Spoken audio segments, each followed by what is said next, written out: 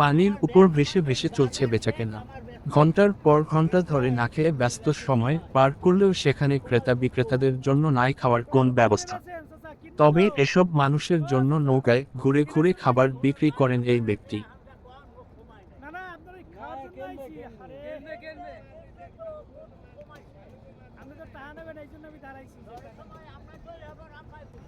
গরম গরম খাবারগুলো নৌকায় বসেই তৈরি করেন এ বিক্রেতা। আটা, চিনি ও নারিকেল দিয়ে তৈরি গোলাকার পিঠা জাতীয় খাবারটি খুবই সুস্বাদু। কেজি হিসেবে বিক্রি হওয়া খাবারগুলো খেয়ে ভাসমান বাজারে আসা ক্রেতা ও বিক্রেতারা তাদের ক্ষুধা নিবারণ করেন।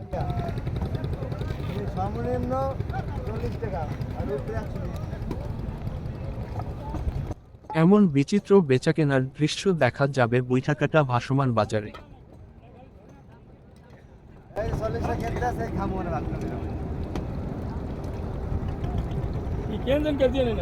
এটি পিরোজপুর নাজিরপুর উপজেলার বেলুয়া নদীতে সপ্তাহের প্রতি শনিবার ও মঙ্গলবার বসে।